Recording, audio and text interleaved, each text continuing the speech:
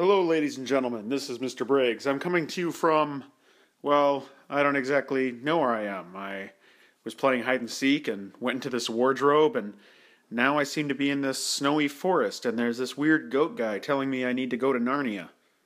Well, moving on. Today's lesson is comparing and scaling 2.3. This is for Group B only in our class.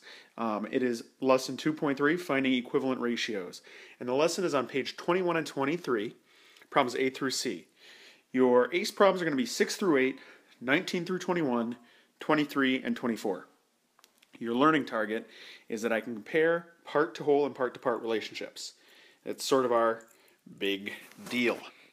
So, what we're going to do now for our notes is we're going to make sure we're labeling this lesson 2.3 notes. We're going to make sure we've got the 21 through 23, the pages we're covering. And we got name, date, and crew here, obviously. And we're going to talk about the table method for solving ratios. Now, if you need to pause this in order to copy the table down, you can. Basically, what we're doing is we're just taking a table, okay, and we're setting up a ratio so that it's an easy to read, easy to solve format. So I've got this ratio here of 1 to 3.4. Oh, I'm sorry, 3/4. This is for pancake mix. I literally checked my pancake mix box just now. And if I have one cup of water, I need 3/4 a cup of mix. Maybe that's backwards. I don't know. Anyway, moving on. If I double that, well, I double this. And I'm basically adding 1 to the top, and I'm adding 3/4 to the bottom.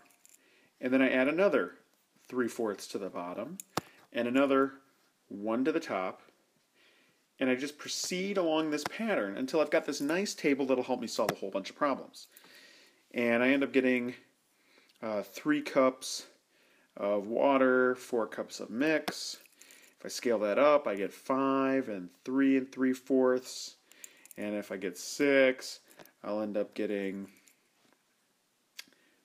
let's see here, 4 1/2, and so on and so on and so on. And you're going to be needing to use a table and reading a table and solving for a table especially in the classwork for today, for the problems that are going to be on page 21 and 23. Now, here's a real-life example. Cement gets mixed with a ratio of 1 to 4, cement to water. Okay? Well, actually, that's backwards. Water to cement. Sorry about that. And for every 4 pounds of cement, we need to add 4 pounds. For every 1 pound of water, we need 4 pounds of cement in order to mix it. So what will we need to mix 25 pounds of concrete? How much water and how much cement will we need? Well, let's see. First, let's set up our ratio. I have 1 and I have 4. Now I want 25 total pounds. Does that mean I'm going to set up a problem with 25 at the bottom? No, it's not, because we need to remember that up top is our H2O, bottom is our cement. And together, they're going to form that 25. So really, 25 is just what both of these parts need to combine and make. Okay? So if they both combine to make that, I can look at this as together, the 1 and 4 make 5, and I need to get 25. So I can just multiply everything by 5. 4 times 5 will give me 20, and 1 times 5 will give me 5. And I figure out that I will need 5 pounds of water and 20 pounds of cement in order to make my 25 pounds of concrete.